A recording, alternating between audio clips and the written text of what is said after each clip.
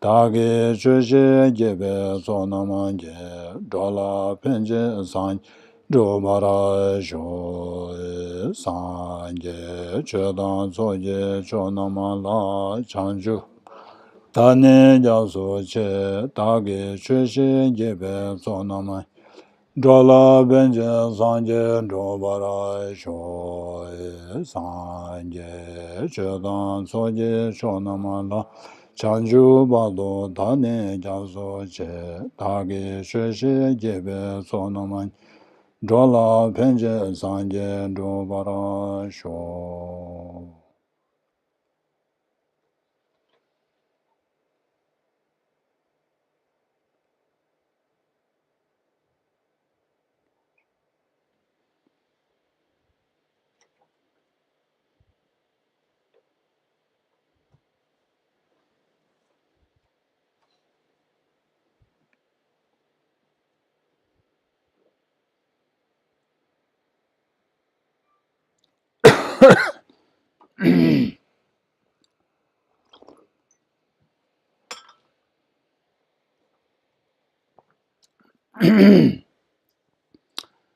Good morning. Good morning here and there. So how was your morning? How are you all? Well, and you are? Don. Don. Yes. First time here? Yes. And where are you from? Just Coon Rapids. Okay. Quite far, isn't it? No. Not far from here. About 20 minutes. I see. I see. So, once in a while I ask this question, I pose this question. Why are you here? I think it's very important for every one of us to once in a while ask that question and then really ponder why you are here. Why are you here? Today is Sunday. Sunday is off day. Weekends are very precious for working people. You have so many things to do, but you left everything aside and came here. So you must ask, why? Maybe the two girls there, we were forced by our mother. Why do you think you are here, if you don't mind? I know Shabdo. She don't have a chapter today. Oh, okay. So you have free time. Thank you for committing that time. So what do you think? Anybody wants to? I'm here because I'm a Dharma student and you're our teacher. I want to learn Dharma. Mm-hmm. I want to learn Dharma because that's the path to the end of suffering and to liberation. Not just for myself, but for everyone. Yeah. So we may have all kinds of reasons. I'm a Dharma student, That's what I do on Sundays. I attend Sunday classes, Dharma classes. But then still, when you probe more, why do you attend Dharma class? You can still probe further. And what do we get? Deep down, we are all driven by one wish, which is to be happy. We are seeking happiness. Those who come to Dharma centers, most likely they have tried everything. They have tried in the conventional world. They tried this and that.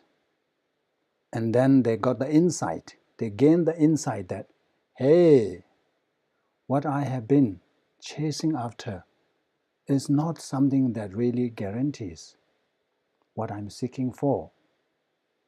It is not the wealth. It is not the money. It is not the fame.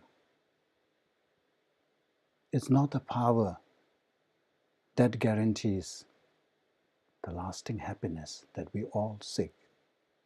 No matter how wealthy you are still unhappy if you don't know how to adopt a proper attitude. No matter how popular, how famous you are, you still suffer. That's why we have so many celebrities committing suicides, undergoing a lot of depressions. If the fame and their status are the indicators, are the ones that guarantee us happiness, then there shouldn't be any celebrities having difficulty, undergoing a lot of pain.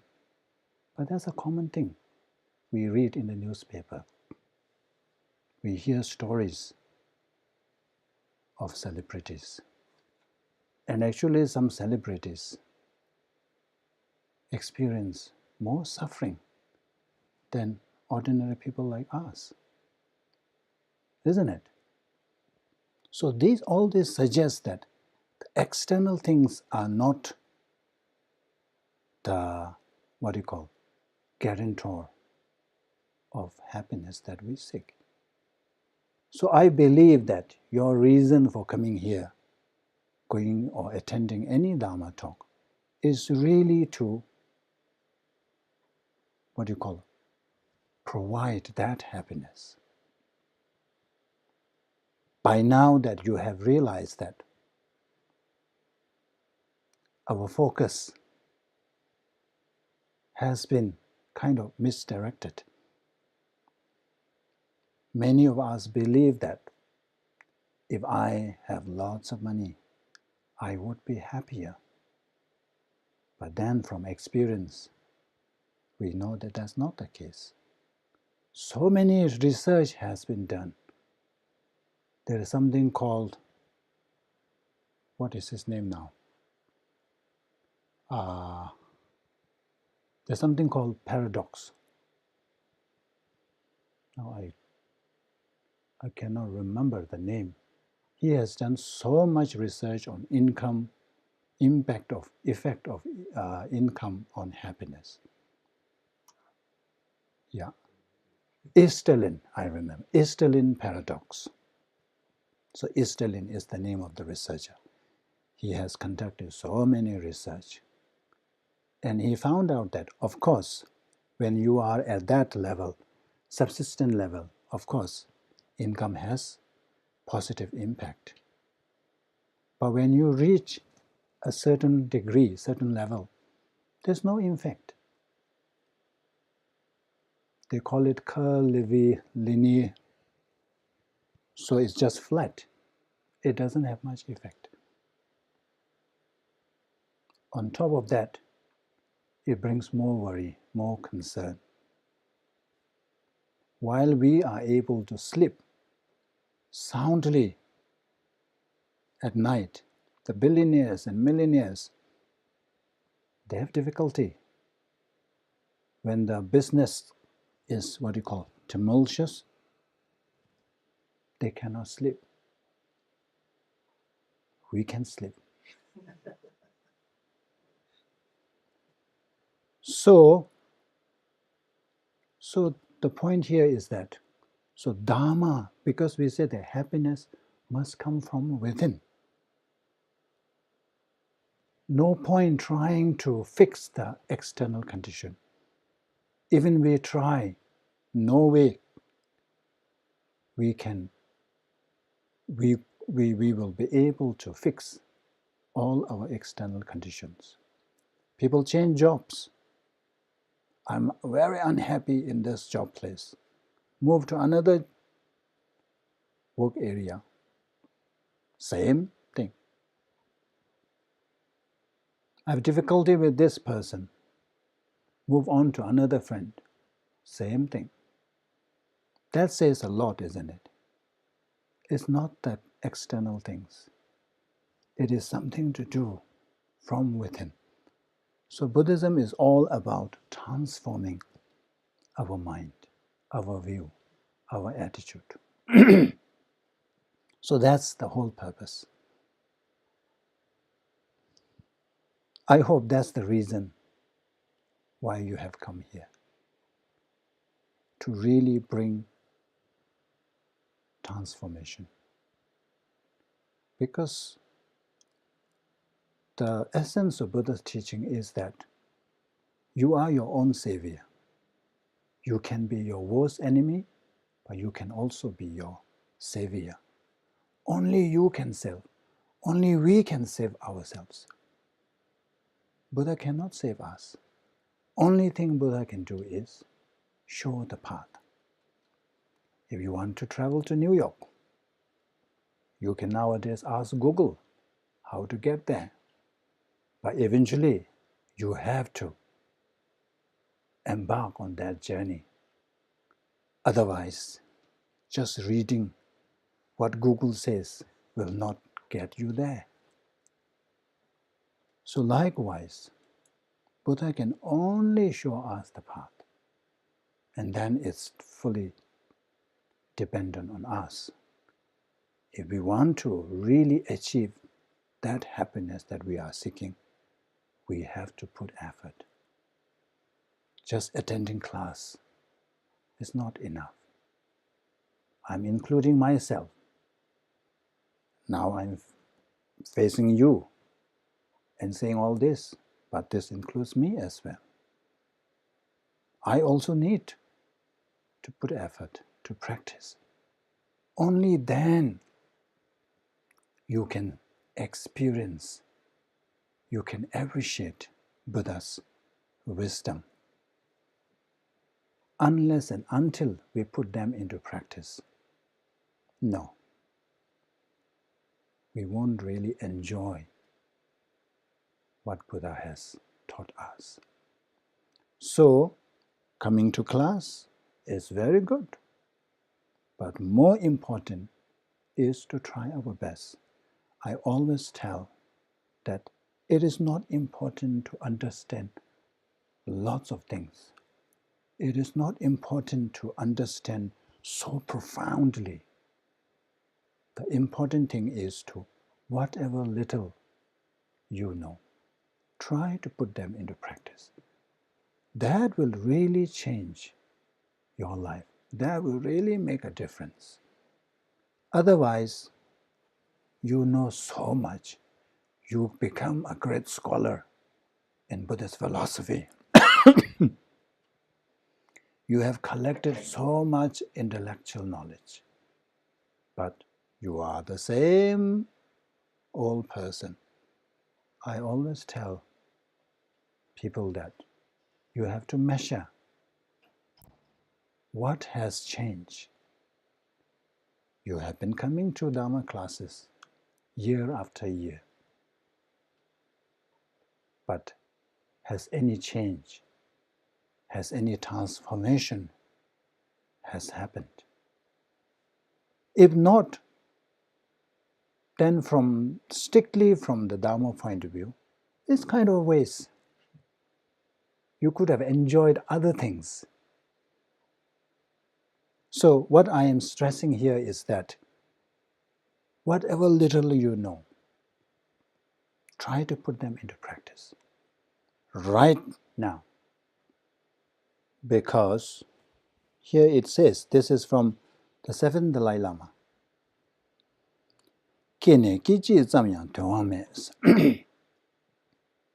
From the very moment we are born, we do not have any control or freedom to be what you call, not to change. The moment we are born, we are moving towards our end. Even though we say, oh, we kind of celebrate each birthday. But in reality, we are one step nearer to our end. That's why some people after 40, they had some kind of aversion, isn't it, in celebrating their birthday. That's true. Chida Shinji Chongdo Bangzeji Jubes. So we are running to the, what you call the, Shida Shinji means Lord of Death. The way the horse races. In the horse racing, the horses run so fast. They never stop until the finish line. So from the beginning, the moment we are born, we are like a horse racing to the finishing line. So we never think about that.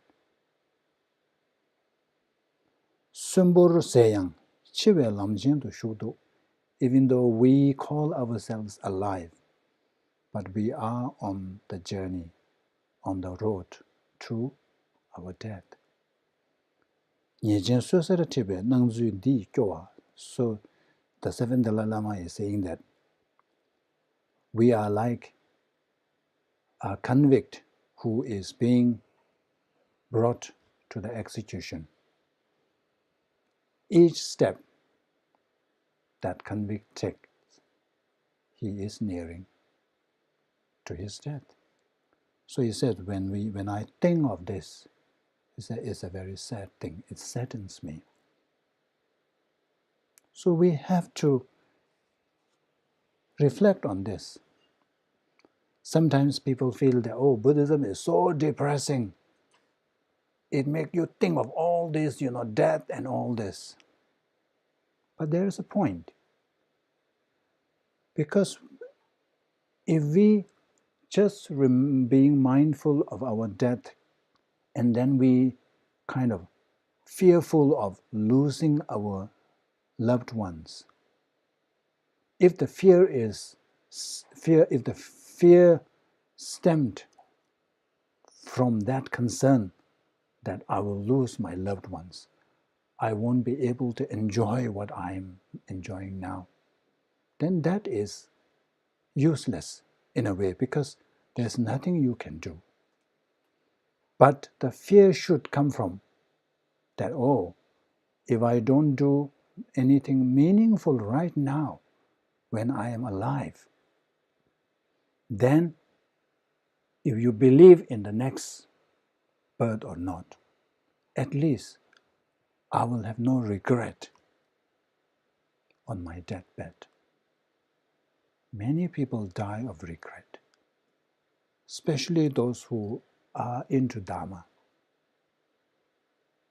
They regret that they didn't practice that well. They wish that they had put more serious effort while they were alive. So this kind of reflecting on the impermanent nature of our life is to help us gear through doing meaningful things that we can be proud of, and avoid wasting time engaging in activities that we will regret in the future. So that's the whole purpose. So there is a point in thinking about death, because then it will make us. Just for a simple example, if you really have this sense that I may die any moment, I may not live tomorrow, that immediate effect, at least you will be nicer to your loved ones. You will try to spend more time with your loved ones, with your family. Just that is already a good thing, because we have many people, we know of many people, family members, they fight when they were alive. All the time. What's that? Squabble, is it? What do you call that? Fight over small, squabble over small things. And then when something happens to the partner or the family members, they cry and wish that they have never argued or quarreled, wish they had lived a peaceful life. That's too late. So you see the impact, the power of thinking. And then it comes to attachment. It is a very powerful tool to really reduce your attachment.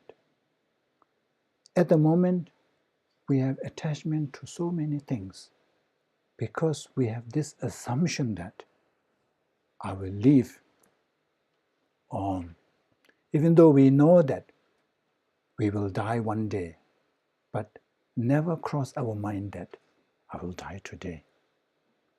Always think that I will live today. I will live tomorrow. That's why we make plans. Tomorrow I'm going to do this. Next week I'm going to travel somewhere else. We make plans. But when you have this constant reminder that this could be my last day, what happens? Your attachment will be less to things. You will be more willing to let go.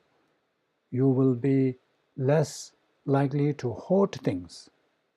Just to give you an example, when I was in Atlanta doing my master's degree, my plan was, after I finish my degree, plan is to go back to India. So there, when I go out and see things for the apartment, you see nice things, you go there and then say, oh, why am I trying this? I'm not going to stay here. I'm going to go back to India. Then when I first moved here, I rented an apartment. My visa was not resolved yet. It was being processed. So I wasn't sure whether I will get the visa or not. So when I moved into that apartment, everything is the cheapest and simplest thing. Even the coffee table, I think if you put a bit of weight, it will collapse.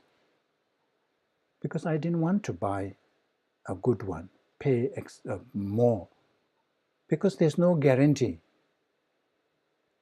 If I don't get the visa, what am I going to do with that? So you see the connection there. Because I think that, I'm not going to stay here permanently. So what is the point?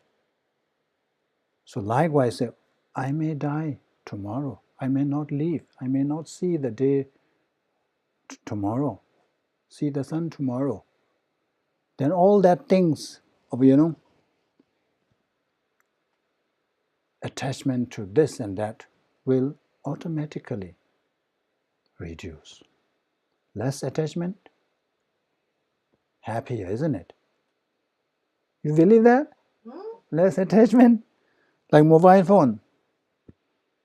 New mobile phone, strong attachment. Very careful, isn't it? Cannot live here, it will scratch. Let's say car is better example. If you buy a new car, how much do you care? You clean, you wipe, even little scratch, you will kind of do this. And then somebody cause a little thing, you get so upset. In monastery, we have to rely on these local jeep drivers to bring us to the city. So monks normally, they are very easygoing. So they don't really care whether the car is new or old. So when they close the door, it's always a big bang. So when those jeep drivers, these are Tibetans, so when they buy a new car, and when the monks sit down, the first thing they request is, please close the door slowly. They don't want to bang the door. Because there's a new one, there's stronger attachment. And then maybe 1 year later, oh, Kushola means monk. Kushola, please bang it, close it harder. Because by now it's got spoiled. So unless you really forcefully close the door, it won't close. So the driver is begging the monk to shut it harder. Less attachment. Is already old. Nothing to be attached to. You don't mind people banging your door. So anyway, we have to make sure that our life doesn't end in this way. The end. Yes, you have lots of money, lots of money, lots of money. Some of us, we don't even have lots of money, isn't it? At the end, we are broke. Nothing to show. If you have at least some money, there's something to show for all that endeavor, all that pursuit. But many of us, when we reach our retirement age, we are broke. So if you don't have the other aspects of your life, something to show the spiritual aspects, then you have nothing.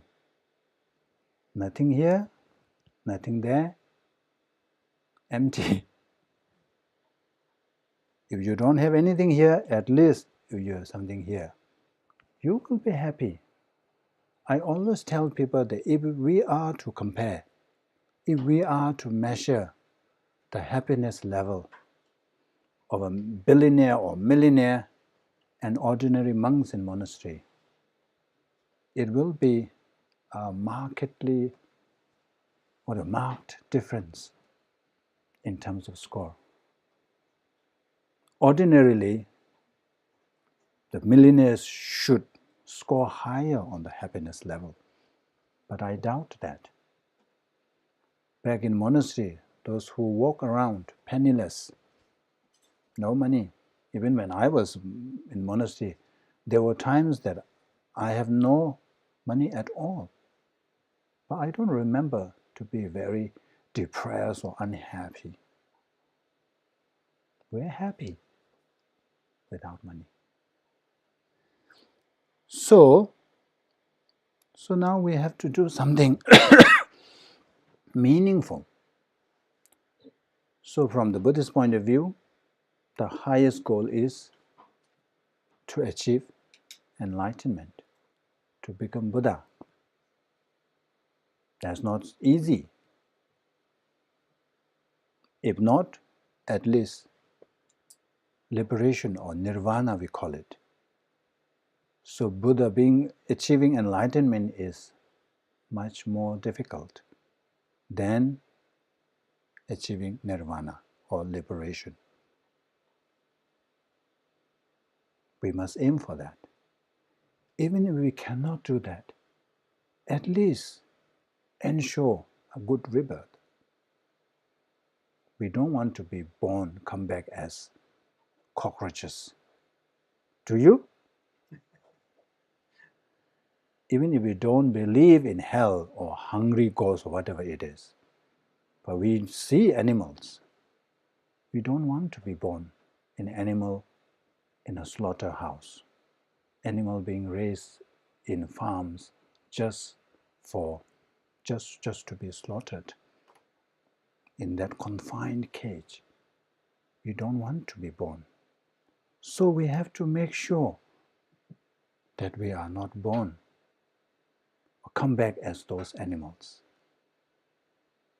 We have to ensure that we come back as human beings with all the resources, also all the facilities or resources to practice Dharma and then progress into our spiritual path. So even that is not easy. Just wishing that, oh, I be born in my next life as a human being with all the facilities, all the resources. It's not easy. We have to put effort. So at the moment, we have kind of a aspiration to engage in all these practices, but there is always some obstacles, something prevent us. Even we try to do meditation, sleep comes. Does that happen to you? Even when we really want to practice, it doesn't happen. So there are obstacles. One is that we have all these obscurations that we have amassed in our past lives. We need to engage in purification practices so that all that obscuration be removed. And then, we will be more alert, we will understand. Sometimes when you read the Dharma book, nothing gets in. When you read a novel, wow, easy to understand. Dharma books, no. Attend Dharma talks, sleep comes. So these are all because of the obscurations. So we need to peel all these one by one. And then on the other hand, we need to support our practices through accumulation of merits. We need both. From one side, reduce what is preventing us. From the other ones, gather all the conditions that will push our practice up. So there are so many practices that we can engage. One of the powerful practices is what is called Guru Yoga. So you are all new. If you are new, this topic normally I teach at the end. When you are in Dharma for several years, we teach that. We introduce that. Normally, it has to be taught in the beginning. But in the West, Guru Yoga, this thing is a bit difficult to grasp. So I normally introduce that to the end. But fortunately or unfortunately, I don't know, you end up your first class to be on this. And we are already actually towards the last bit. We have 4 sessions of this. The last session, because we ended our semester, so the last part I had to do a recording, which I was not that pleased. So that's why I'm going to, redo. So you are here today exactly on that chapter, which might not make any sense to you. So anyway, please.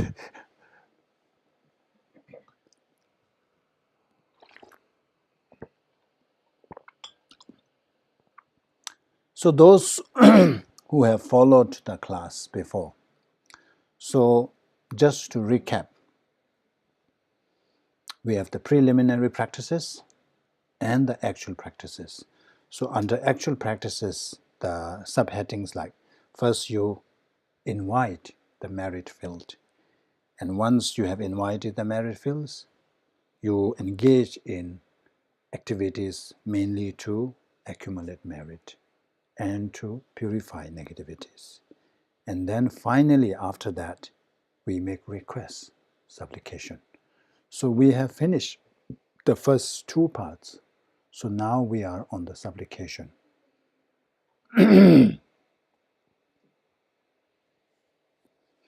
So the final part is called the receiving attainments via supplication, making fervent requests to Lama Tsongkhapa.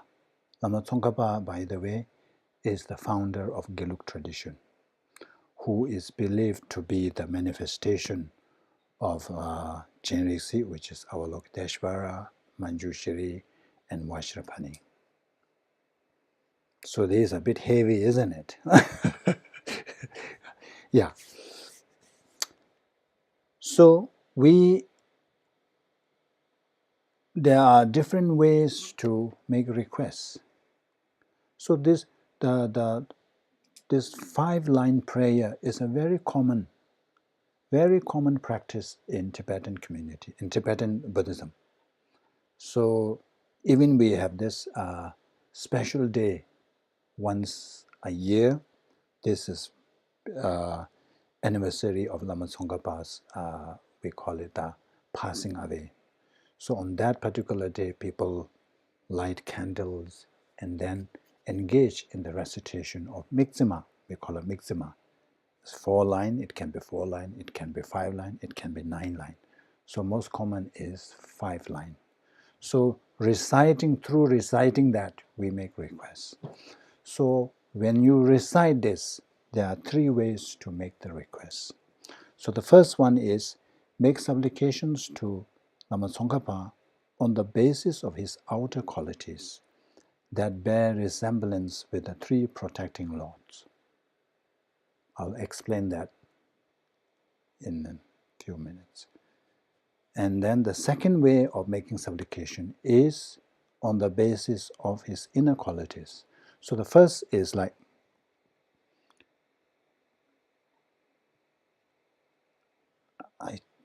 I think first I will show this better.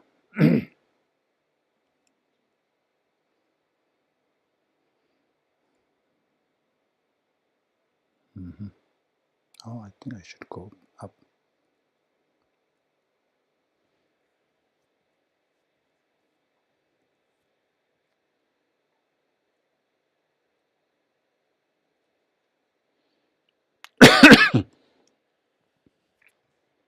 So this is the prayer that we chant or we recite. Mingme zewe tejin jenres timen kimbe ombu jambe to wuma lu jomze samen kanjin kebe sujin Tsongkhapa losan tabe shabla soade. So English translation is Avalokiteshvara, great treasure of non-objectifying compassion. Manjushri, master of stainless wisdom. Lord of secret, destroyer of entire host of Mara. So in Buddhism we talked about Kinzen. That means Buddha's wisdom, Buddha's compassion, and Buddha's power. So we have different deities or different form of Buddha. So Shenresi or Avalokiteshvara, which is said that it is actually the manifestations of Buddha's compassion. So actually it's Buddha's compassion, but it is manifested in that form. And then we have Manjushri, which is the manifestations of Buddha's wisdom. And then we have Vajrapani, which is the manifestation of Buddha's power or strength. So Kenzin. So what here we are saying is Lama Tsongkhapa, we are making the request. So the first one, when we say that,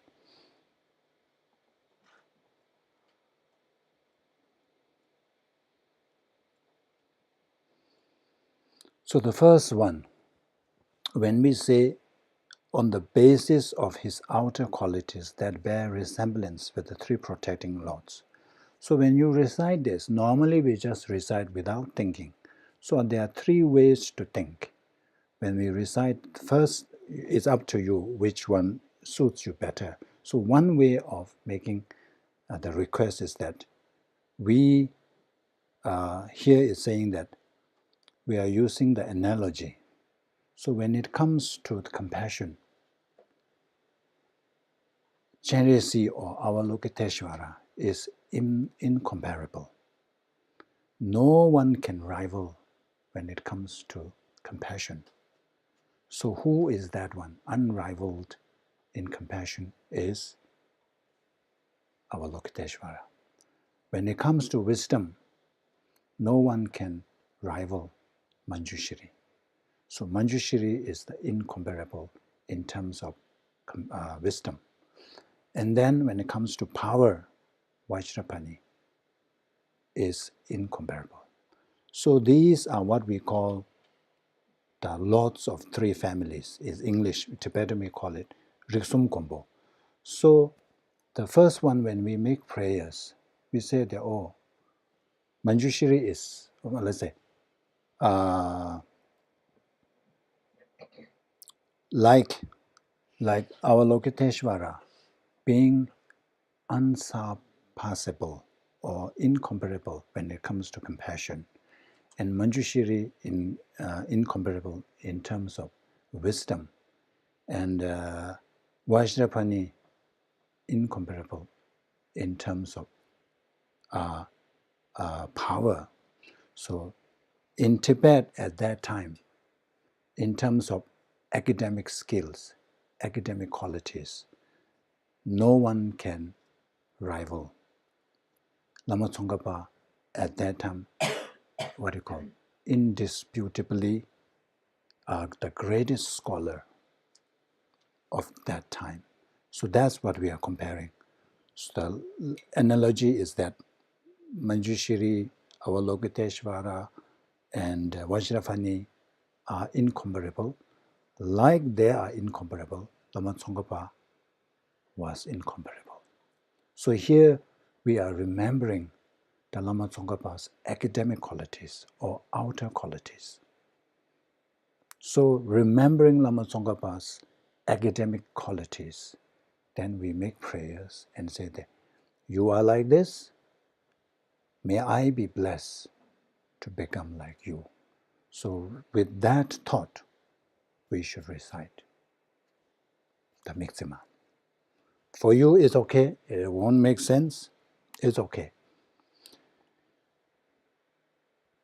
Then the second one is that so far we said that Lama Tsongkhapa has these outer qualities. Now we are talking about inner qualities. Like when it comes to compassion, there is no one greater than our Avalokiteshvara. Our Avalokiteshvara possess the supreme quality of compassion. Manjushri is the one who possesses the best of the best wisdom quality. When it comes to power, Vajrapani is incomparable. So, Lama Tsongkhapa, you also possess these qualities. You also possess the qualities that Avalokiteshvara possess. Lama Tsongkhapa, you also possess the compassion similar to Avalokiteshvara.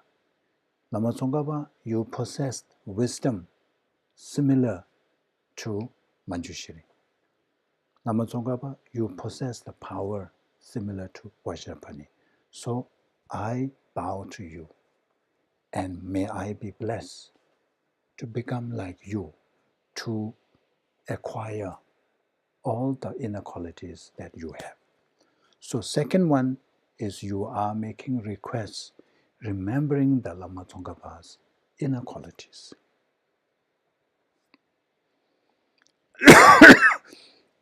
Then finally, making supplication to Tsongkhapa on the basis of his secret qualities that place him to be indistinguishably identical with the three protecting lords. So thus so far, we have treated Lama Tsongkhapa and the three, the Lord of families as separate. It's like, oh, you are like them. You have possessed these qualities. But now we are weaving, seeing Lama Tsongkhapa actually the embodiment of these three. You are no different. You are not separable. You are actually Manjushri. You are actually Avalokiteshvara. You are, in reality, you are Vajrapani. So, with that view, I take refuge, I make prostrations, and may I be blessed to become like you. So there are three ways to make the request. So normally we don't think about that. So Tibetan practice, we just go about reciting. So this is helpful. You can choose whichever suits you, and that's how we should do. So this is called Riksum Gombo, or Lord of Three Family. So we have Chenresi different form. This is four-arm Chenresi, so which is the Buddha of compassion, so embodiment of Buddha's compassion. And then we have Manjushri to the right. So the prayer that we recited at the beginning. Where is the cursor? This is Manjushri. So he's holding the sword. It is to, wisdom sword is to cut right through our ignorance. Ignorance is the one that is causing all that obscuration. So if we are able to cut through that ignorance, then we will be able to see the reality. And we have Vajrapani here. So these three interpreting we call Riksum Gombo. So basically we're saying that Lama Tsongkhapa is actually Riksum Gombo.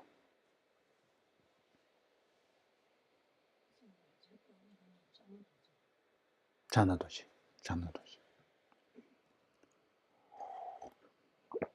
Now when we do the actual practice, when you recite, normally we have a mala and then we will recite at least one round, which is 108. So when you do this, so that the visualization, there are visualizations involved. So what you can do here is when you're reciting this, so you visualize, because you have already invited Lama Tsongkhapa and the two disciples already there in front of you. So from there, when you recite, what we have to visualize is a rays of light emits from the three, Lama Tsongkhapa and the two disciples, and then merge into one.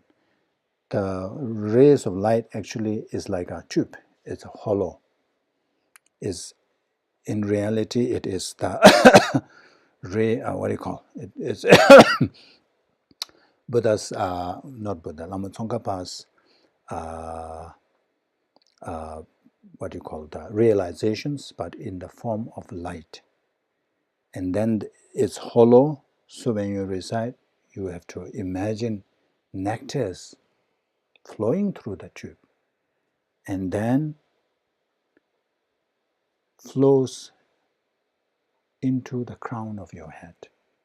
So rays of light, nectars, actually is actually a blessing from Lama Tsongkhapa and the two disciples, but in the form of rays of light or nectar, enters into our body, fills up, and then, so it's a white nectar, color white, fills up our body, and then we imagine that all the negativities, you can imagine if you are suffering from a particular illness, you can imagine that, or any trouble, any problem.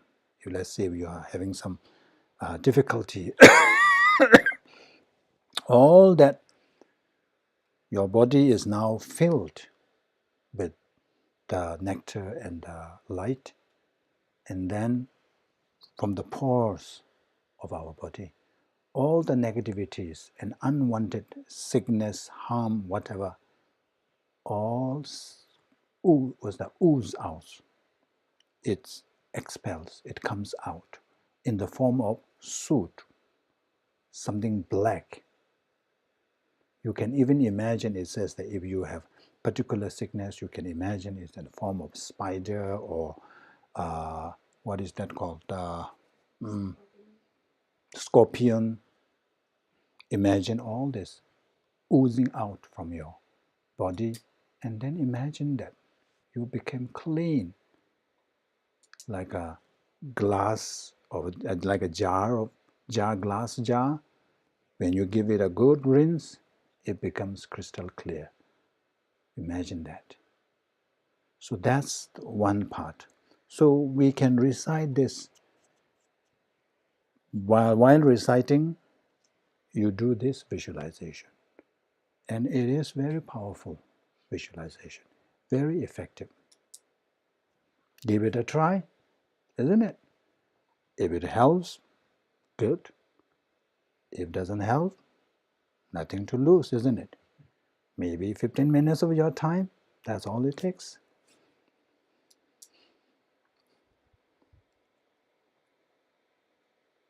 What's the question on that practice? Sure. Do you have any thoughts on, sort of coming down through the crown chakra, maybe you have multiple Tsongkhapas around you, and all the light is just a circle of light that comes through your whole body, just in every way, versus down through the crown chakra? Yeah, according to the text, it's just from the chakra, from the crown. So just everything dissolve or comes from here. The rays of light emit from Lama Tsongkhapa enters from your chakra, and then fills up your body. Yeah. Okay, we will stop here for our break. Where is oh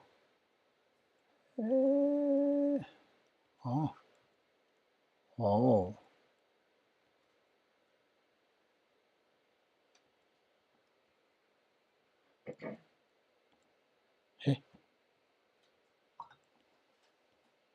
Okay. So we get 15 minutes break. You can stretch your leg, have a cup of tea or something. Yeah.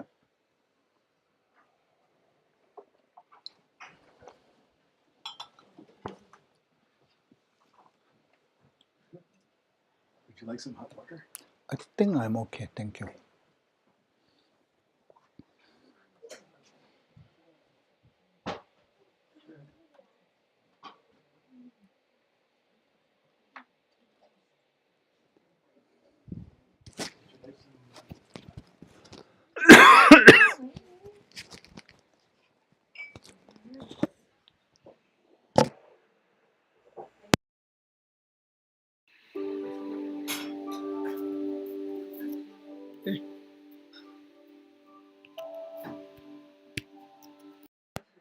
Oh, I see.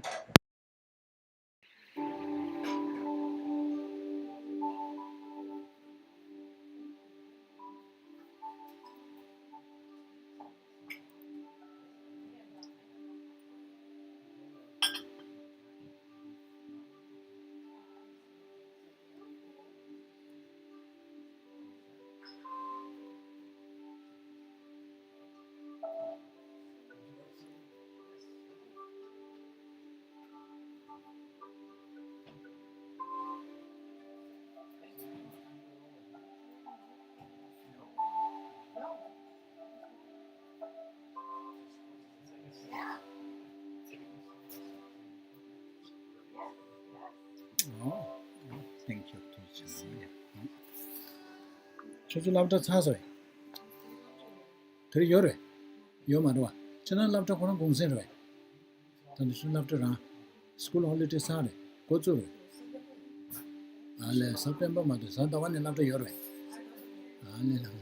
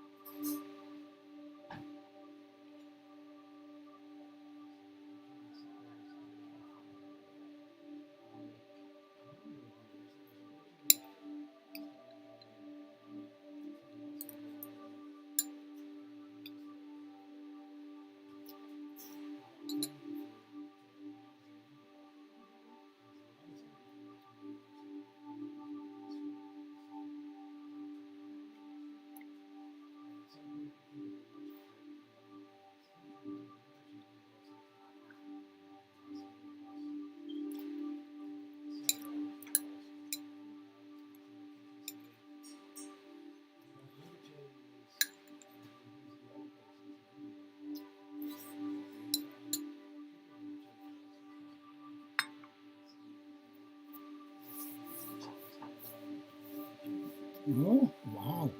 첫번 마음 하시나? 샤워만 해. 샤워, 해주마도.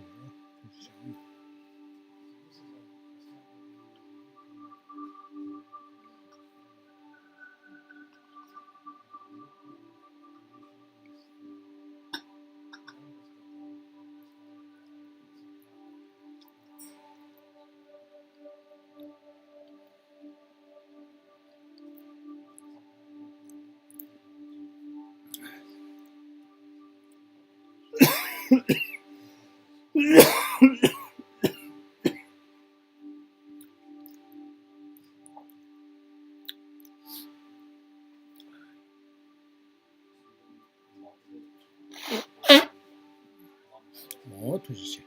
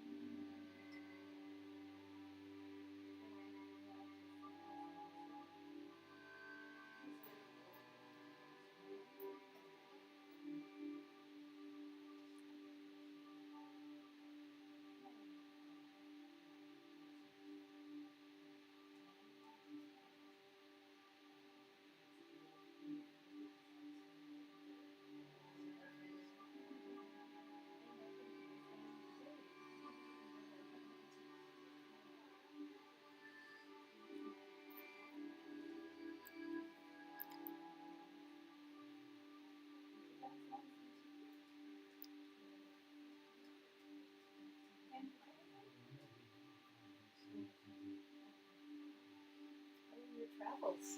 You were gone for, was it 4 months? Yeah, for 3 months, yeah. 3 months visiting family? Yes, I went to India, yeah. So you have been living here or you moved here recently? No, I've been living here my whole life. Oh, I see. How do you know Geshe Damdula? I know Gishla. I go out to Shivasti Abbey.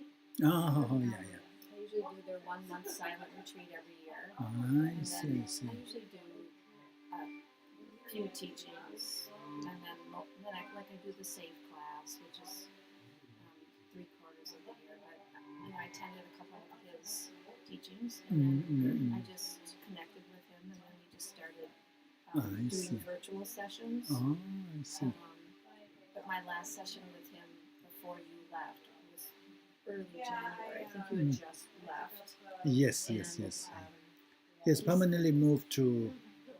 Yes, he moved to the Abbey. He was struggling with some health issues. Yes. So he's in the Abbey now. But my last session with him, he just said, with where I'm at in my practice and what kind of guidance I need, he said, I think you really need to connect with somebody in person, someone in your area. So then I researched, I sent teachers' names to him and said, oh my gosh.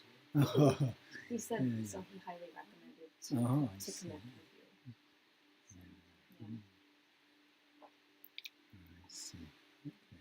seems like he's doing quite well at the Abbey. Okay, So it's that's a good happy to know. Yeah.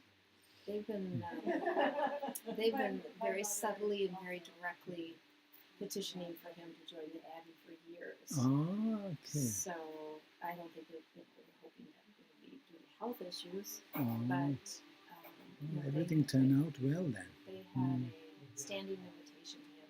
Every time he would do a teaching at the Abbey, Yes, say, yes, yes. "You're always welcome to come and Live here and teach." I see. Yeah. Wow, Kishida is a great teacher. Yeah. Yes. And Venerable Shudran, I don't know, are you familiar with her? Yeah. So, I think they're planning for her succession. She might have another 5-10 years, maybe. But, and of course, now they're building the huge meditation hall. Oh, is that? Huge, I see. Yeah, I don't know. It's pretty massive. Their other hall was fairly small, so this is long overdue for them. I see. If you ever have a chance to visit the Abbey, it's beautiful. I see. It's Okay. up in the woods, up in the mountains. I think they have 300-400 acres. And How many acres? 300-400. Wow. Lots of hike and walks, and the views are just majestic after meditations. You just kind of go and clear your mind.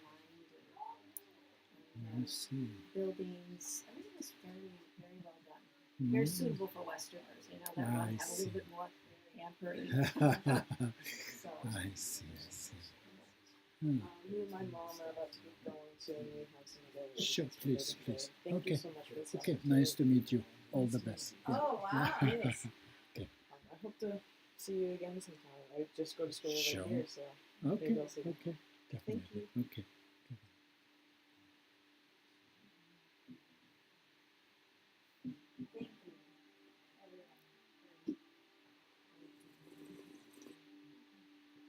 Okay. Yeah.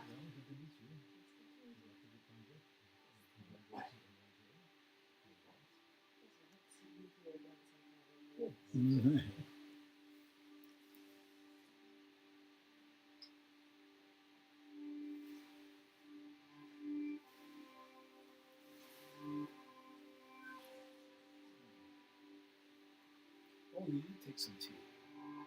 Yes. 그렇지. 이제 죽고 다 되기도 캐면도 다 되기도 다 고문도 됐을 수 있지. 다 됐을 자도 아니 주대 되기도 그렇지. 슈메 그렇지.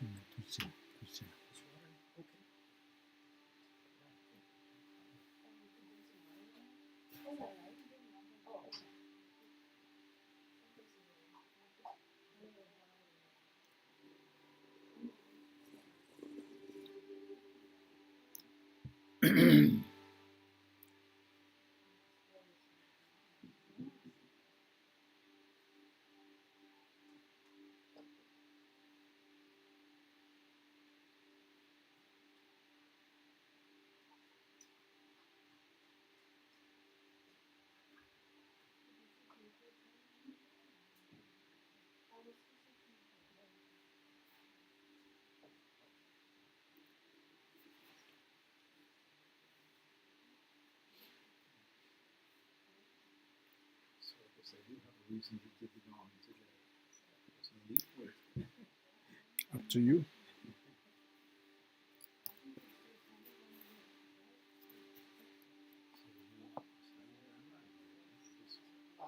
Very minimal. I did some work out in California at Drupa.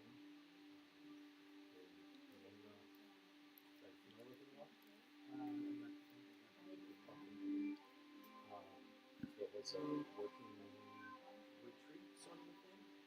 They had a big library and encryption, and they print all the Tibetan texts, or Buddhist Tibetan texts, for redistribution throughout the world. So we had some studies.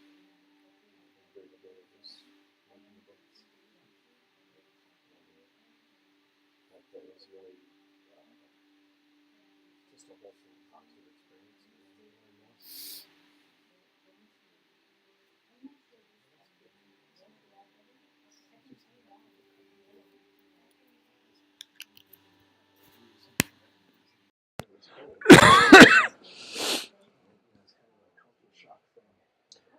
Yeah, I can definitely see that. Yeah, but it's just everything I read, not everything, but so much more of it resonates than anything else I've read. As far as spirituality and religion and things like that.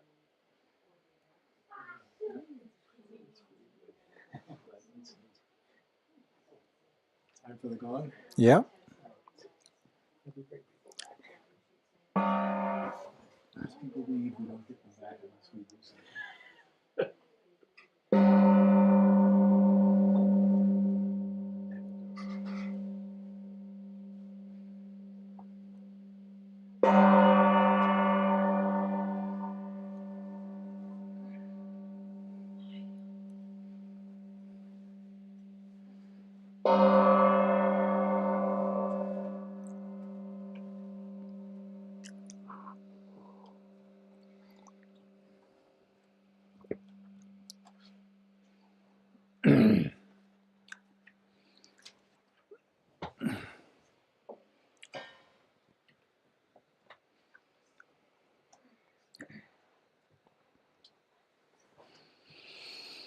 Okay, let's continue.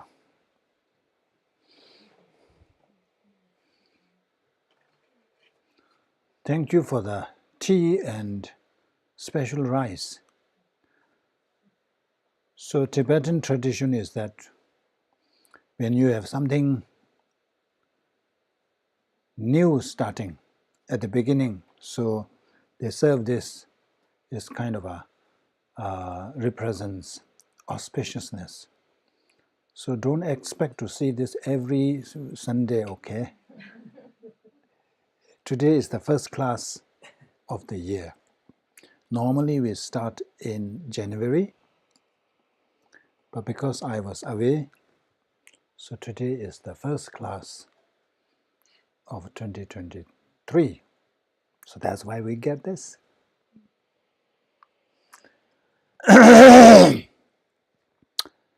So this visualization, the first one, is the easiest and it's very beneficial because the Buddhism, the foundation of Buddhism is based on karma. Whatever we experience, whether pleasant experience, unpleasant, happiness, misery, everything is a result of our past karma. If we don't want to experience anything unpleasant, there is no other way other than destroying the cause or uprooting or what you call sever that, whatever that cause. So that is to purify negativities. I always say that there are two ways to finish karma. One is to experience the consequences, to ripen the karma on us, whatever form. Another way is to do purification, to purify the negative karma so that we won't experience the result, or at least to minimize the consequences.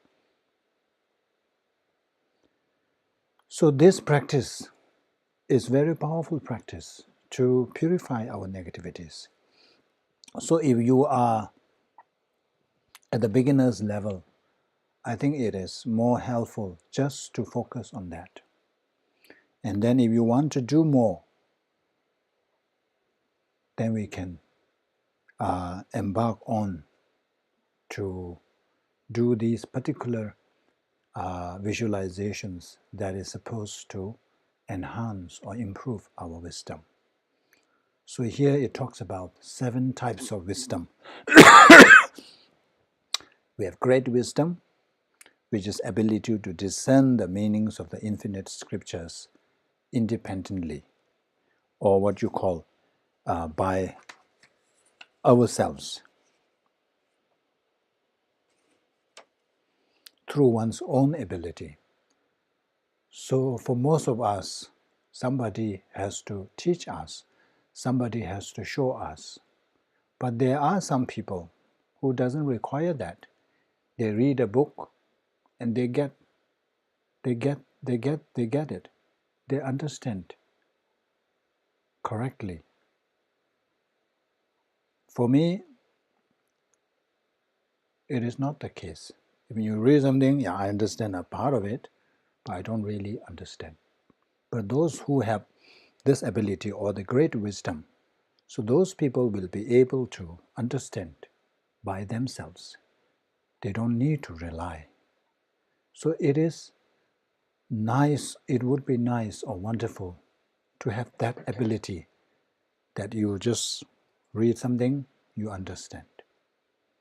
You read a Dharma book and you get everything, you understand correctly. So we will be able to do so when we have great wisdom. So through Mixima, we can develop that. We can enhance our great wisdom. And then there's something called clear wisdom. Not confused about subtle and detailed difficult points. For me, especially when I read the tenet, is the philosophical views of different schools, I get really confused. There are so many, what you call, nitty-gritty, is it? Details, those fine details. But when you have clear wisdom, you will be able to really discern the finer details, the minute details. You will have no problem. You will be not confused the way I get confused. So I think I need lots of clear wisdom. And then something called quick wisdom. Quickly cuts through non-understanding, misunderstanding and doubts. So you know some people are very quick. In Western terminology, they call it italic memory or photographic memory. They just look at it and they understand, and it's just there, remains forever. That would be very nice, wonderful to have that, especially if you are going to school or you have to sit for exam. Just one look, that's it. You have stored in your memory.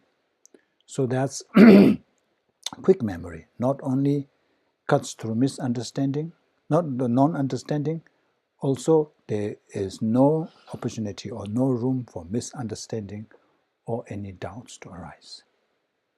When we have that wisdom, certain degree of that wisdom, we all have, I think, certain degree of that, but when we have that high degree, then we will be able to cut through all that misunderstanding, doubts, or even non-understanding. Then we have something called profound wisdom, unfathomable in discerning the meanings of the scripture. So there are people whom you just give one stanza, one line, and they can really, what you call, propound on it. You can really gain more and in-depth insight just from one line. So that shows that the person has this profound wisdom. For us, we only get what we see, but difficult really to get what you call in-depth understanding. So when we have profound wisdom, we will be able to do so.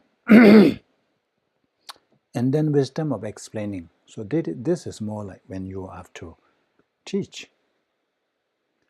With the wisdom of explaining, first of all, you will be able to understand the meanings and words and meanings of whatever you are teaching, and then you have no difficulty in really delivering or articulating the understanding that you have to share with others. That's also good to have. And then wisdom of debating. When it comes to debating, when others have misunderstandings, you will be able to provide rational or logical reasons so that others can accept. And then wisdom of composing. This is more of a composition. When you want to write something, some writers, they can write and write volumes and volumes of books. So these shows that they have the wisdom of composing. So through Migzima, we can develop or enhance all this. But of course, each one involves a particular visualization. So we will go through each of these. So this is the gist of it. Cleanse the impurities and eliminate ignorance. So in order to do the visualization, first and foremost is to engage the visualization that involves cleansing the impurities, that is, purifying the negativities, and also to eliminate ignorance or obscurations. And upon doing that, then we engage in this each of the particular visualizations. So how is great wisdom achieved is through the visualization of body. That means Lama Tsongkhapa or the Manjushri's body. So I will explain later. And then clear wisdom through speech, which is the mantra. And then quick wisdom by visualizing the syllable or the seed, di. And then profound by implements.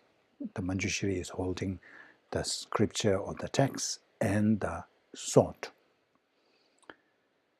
So that's the four wisdoms. And then you have those, the wisdom of explaining, debating, and composing.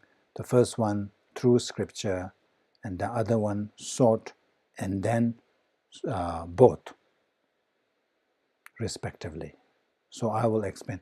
We will not cover this, the last three ones. It is, I think, okay to leave. And also, especially when it comes to the debating one, the visualization is a bit complicated. So no point, confusing yourself with that. So there is actually a line of prayers that you can that can help us do our visualization. So this is the one.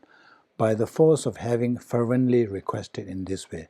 So you request to Lama Tsongkhapa by reciting Mingmen Seven Tejin Chenesi to grant you the great wisdom.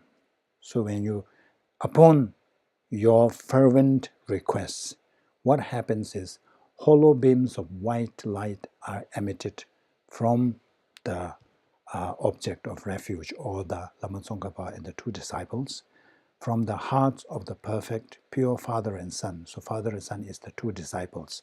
So the father is Lama Tsongkhapa and the sons are disciples. And combining into one. So rays of light emit from each from each of the three, but they emerge, combining into one and enter my crown.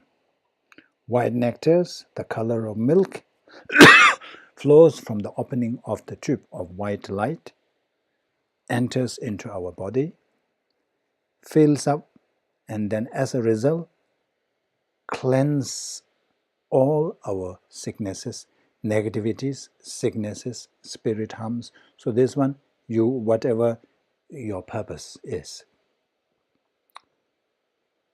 Negative karmas, obscurations, and their imprints without expression. So everything is cleansed. So in this kind of visualization,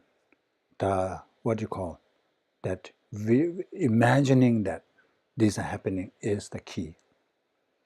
So it says that if you really imagine strongly, then Buddha can appear. So if you really, if your visualization is powerful, then yeah, you will feel it. Obscurations and their imprints without exception. My body becomes as pure and clear as crystal. So this is the first part. You see here, cleanse the impurities and eliminate ignorance.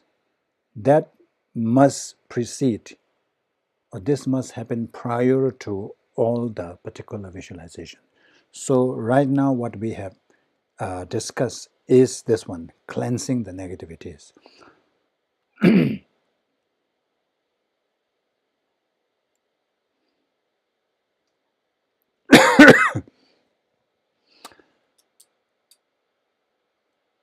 So I think if the time permits, we will just do maybe a short visualization.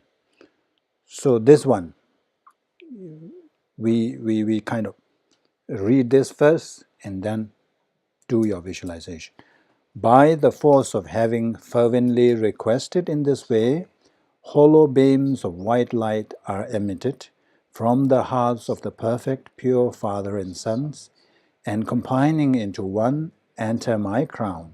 White nectar, the color of milk, flows from the opening of the tube of white light, cleansing all my sicknesses, spirit harms, negative karmas, obscurations, and their imprints without exception. My body becomes as pure and clear as crystal. So let's do this visualization while reciting this. It may be a bit difficult for you, but if you cannot read this at the same time, you just do the visualization. But because we know by heart, it is okay for us.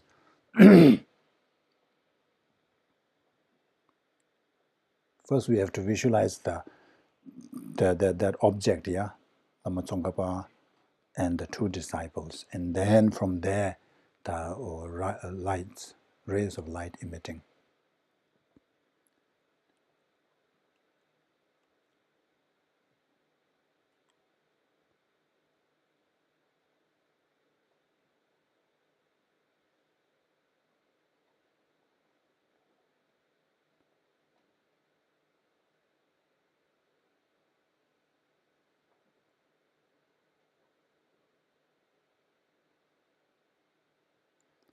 So imagine that all the negativities oozes out from your body, the pores of your body, in the form of dark color, kind of liquid, soot, or all kinds of those, like spider, scorpion, even tadpoles, in the form of all this, so it oozes out.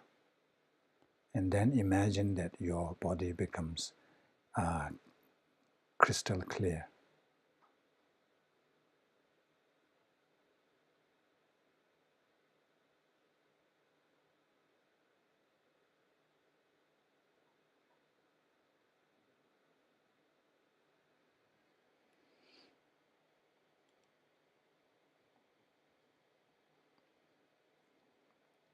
Okay, so that is the, what do you call,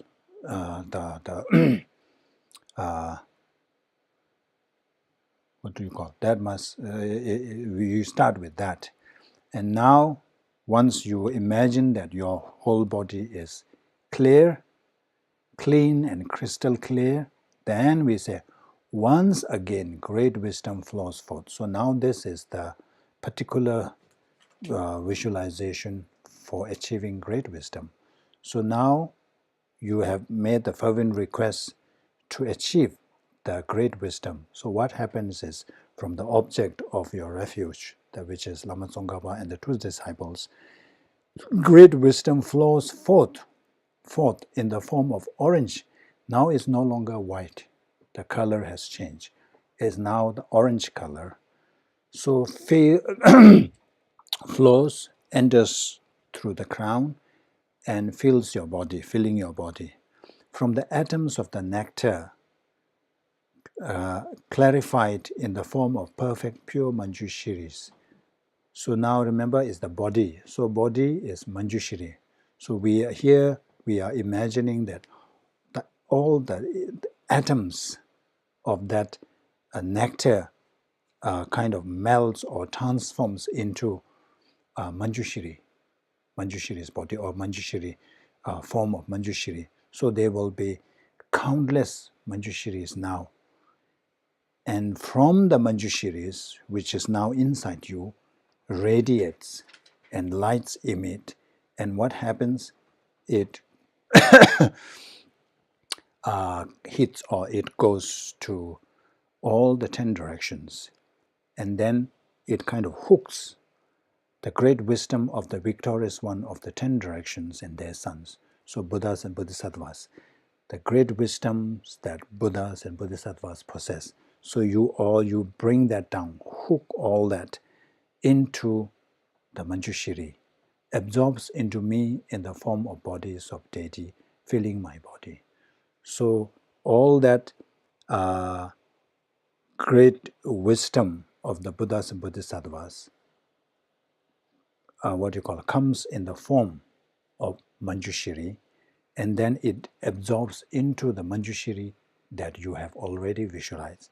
And then from there, light radiates and fill your body, and then imagine that you have achieved or you have received the blessing to improve, or you have achieved great wisdom. So that's the visualization. Okay, we will do the same here. We read once more and then do maybe 2 minutes. Once again, great wisdom flows forth in the form of orange nectar, filling my body.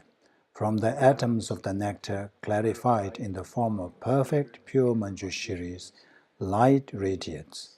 The great wisdom of the victorious ones of the 10 directions on their sons absorbs into me in the form of bodies of the deity, filling my body.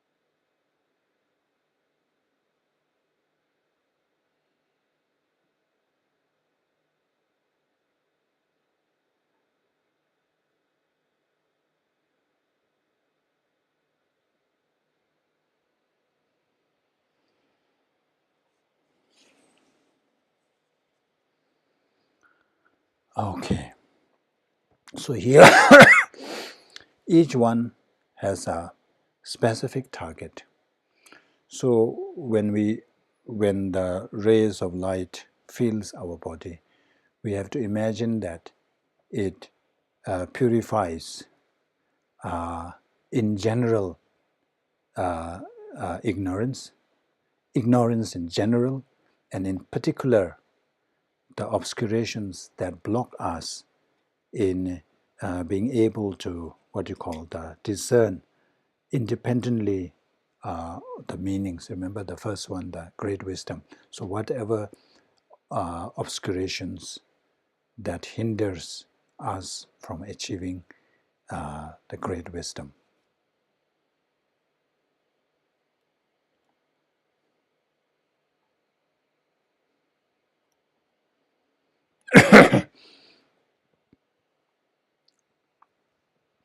So now for the clear wisdom. So clear wisdom, we use remember it says speech. Speech is the mantra here. So either Arapasana. So Arapasana is the Manjushri's mantra. Or you can imagine the Migzima, that 4-line or 5-line. So what happens is, this one must be preceded by that cleansing visualization, remember? Where Rima cleanse everything. After that, once again, clear wisdom flows. For this time, we are requesting to gain clear wisdom. So, as a result, upon our request, what happens is, once again, clear wisdom flows forth in the form of orange nectar. It's actually the clear wisdom, but in the form of orange nectar. Filling my body from the atoms of the nectar clarified in the form of Arapasa. Instead of Manjushri now is all Arapasa. So your body inside is filled with Arapasa mantra or Migzima. Then from those mantra, light radiates. What happens upon the radiation of those lights?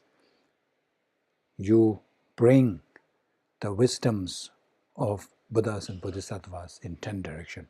So basically, wisdoms of all Buddhas and Bodhisattvas, the clear wisdom of all Buddhas and Bodhisattvas in the form of mantras.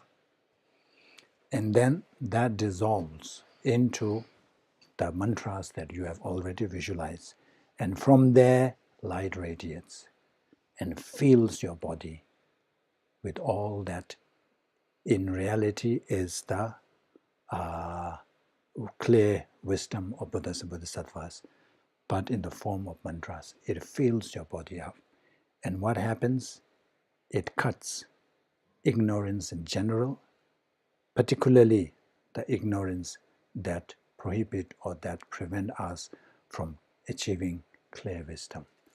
And as a result, imagine that we have achieved or we have gained clear wisdom. Okay? We do the same. So this one, remember, first you spend some time doing the cleansing visualization, followed by this. Yeah. Once again, clear wisdom flows forth in the form of orange nectar, filling my body. From the atoms of the nectar, clarified in the form of Arapacana, light radiates. The clear wisdom of the victorious ones of the 10 directions and their sons absorbs into me in the form of mantras, filling my body.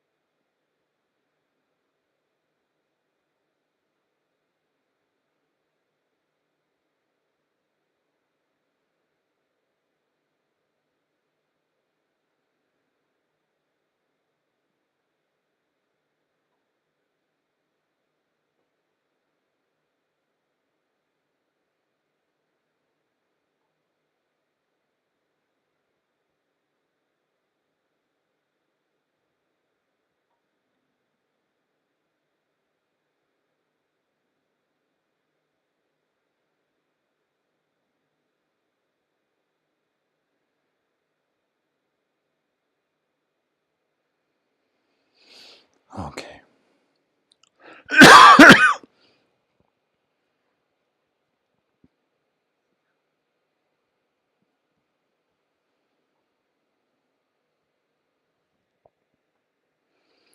So now, visualizing for achieving quick wisdom. Once again, quick wisdom flows forth in the form of orange nectar, filling my body. From the atoms of nectar clarified in the form of orange D. So this time is the syllable D. Do I have D here? Yeah, that's the D. I think it's too small. This is D. So now it's not the full mantra, it's just this one syllable, D. So the orange nectar, which is actually the Lama Tsongkhapa and the two disciples' quick wisdom, but in the form of D syllable, syllable D. Then it from the atom, so it enters into our body, first the nectar, and then it clarified into the form of orange D, or the this syllable. So from there, from the thousands of this syllable, light radiates, and a quick wisdom of the victorious ones of the 10 directions and their sons absorbs into me in the form of the seed syllable, which is the filling my body. And then imagine that you have gained quick wisdom. Okay, let's recite. Once again, quick wisdom flows forth in the form of orange nectar, filling my body from the atoms of the nectar clarified in the form of orange syllable. Light radiates. The quick wisdom of the victorious ones of the 10 directions and their sons absorb into me in the form of seed syllables, filling my body.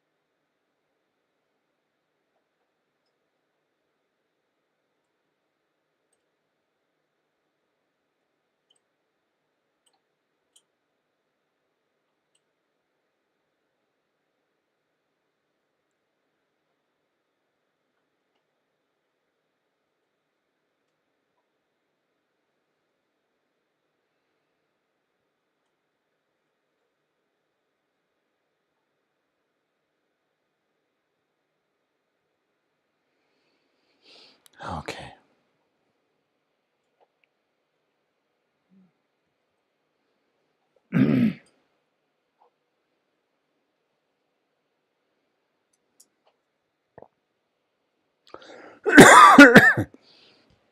So finally we have the profound wisdom. So here only difference is instead of this syllable is now the implements. Here implements are the Manjushri's sword and the text. So you see the picture here. Once again profound wisdom flows forth in the form of orange nectar, filling my body. So what happens with that nectar? From the atoms of the nectar clarified in the form of text and swords. So now your body is filled with this sword and text. Light radiates. The profound wisdom of the victorious ones of the 10 directions and their sons absorbs into me in the form of hand implements, filling my body, and thereby we gain the profound wisdom. Easy to understand? Yeah, okay, let's do. Once again, profound wisdom flows forth in the form of orange nectar, filling my body, from the atoms of the nectar clarified in the form of texts and swords. Light radiates. The profound wisdom of the victorious ones of the 10 directions and their sons absorbed into me in the form of hand implements, filling my body.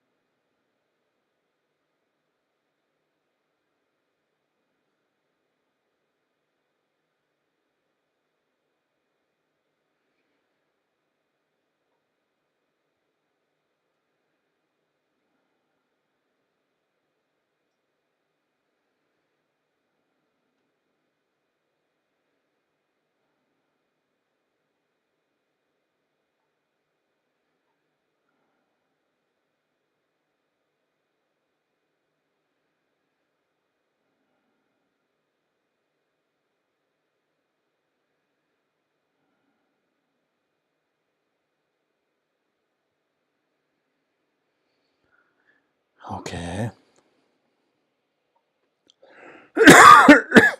Another break?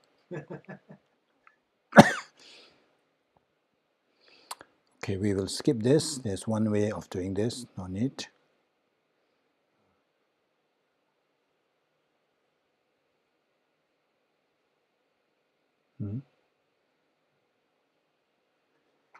So these are additional requests, so we can recite these prayers. May my wisdoms of listening, reflecting, and meditating increase. May my wisdoms of explaining, debating, and composing develop. May I be granted the supreme and common realizations. Please bless me to quickly become like you. May my transcendental wisdom of simultaneously born great bliss arise. May stains of mistakenly grasping things as real be purified. May my net of doubts mind be cut off. Please bless me to quickly become like you. May I not give rise to hearsay for even a second in regard to the actions of the glorious Guru. May I see whatever actions are done as pure. With this devotion, may I receive the Guru's blessing in my heart. So now, dissolution. So we have concluded the prayers. Here you can recite other things, other prayers you want to recite. Normally, we recite foundations of good qualities, 8 verses, mind practice, and 3 aspects of principal paths. These you can include here. So now we have the merit field there, so we need to dissolve that into us. So how do we do that is, we have the Lama Tsongkhapa in the center and the 2 disciples. So when you first recite this, so you are requesting Lama Tsongkhapa to recite in the heart, lotus, your lotus of the heart, is it? Heart of the lotus, is it? On the lotus of your heart. So when you make the first request, imagine that the 2 disciples merge into Lama Tsongkhapa. The thrones of 2 disciples merge into the thrones of Lama Tsongkhapa's throne. So now it's only Lama Tsongkhapa. And then Lama Tsongkhapa you bring forth to your crown. So this time Lama Tsongkhapa is facing, not facing you, but the way you are facing. So Lama Tsongkhapa is sitting on the crown of your head. So that's when we visualize when we recite this. Magnificent and precious root Guru, please abide on the lotus seat of my heart, guide me with your great kindness, and grant me the realizations of your holy body, speech, and mind. So when you recite that, imagine that now Lama Tsongkhapa is on your crown. So of course you can visualize a smaller size. When you recite the second time, so now, of course, if you are able to, you can visualize the central chakra, we call it a central channel. So that opens up. And then when you recite that, Lama Tsongkhapa descends at the heart, at your heart.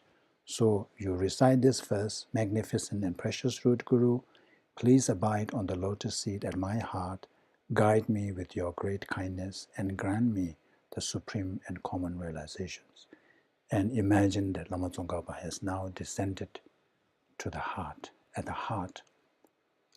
At the heart, you can imagine is your heart, but in the form of lotus.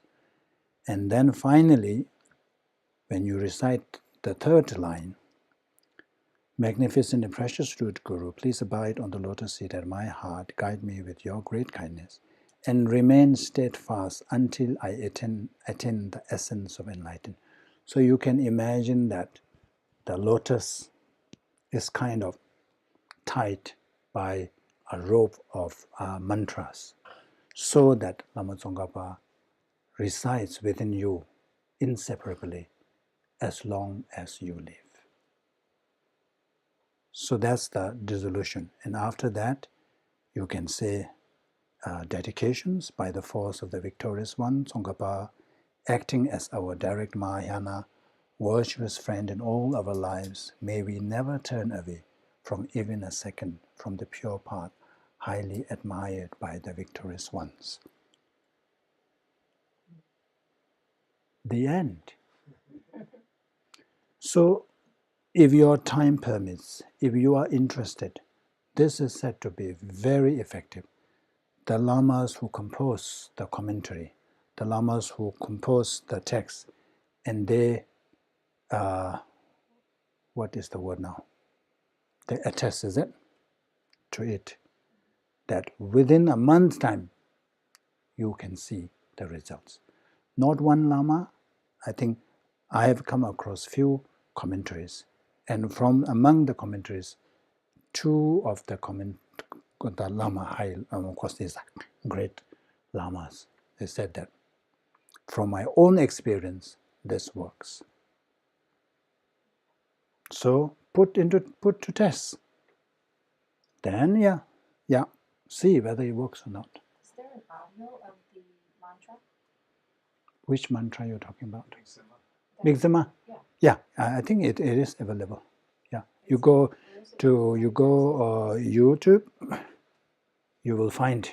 You just say Mixama. Yeah, yeah.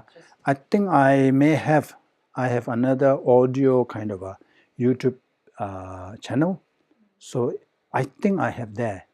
Anyway, I will check and then I will send you the link. Yeah. Okay. So let's conclude here. Stop here. So we'll say the dedication prayers beginning with prayer. Janchu Semcho Rinpoche. Maje Banama Gejoche, Geba Nyamba, Kone Kondo Pewara Sho, Kuze Rabden Che, Namgara Tele, Chojo Geba, Lozan Dembe, Drume, Sansumje, Drove, Mese, Tado, Ne Joroche, Korwe Shengamzo, Pendan Dewa, Malu Jungwe, Chere Sewa Tenzin Jazoye, Shabe Sete Bado Tenjoroche, Chetara Kemba Dan Kundo Sambu Deyan Dejen, Deda Gunge Jesu Taloje, Yawa Deda Tamje Rabdo Jawa Damje Ji, Ngowa Gangla Jodo Ngaba De, Tage Jewe Tsawan De Gwen, Juji Rabdo Ngowa Jes. Okay, thank you.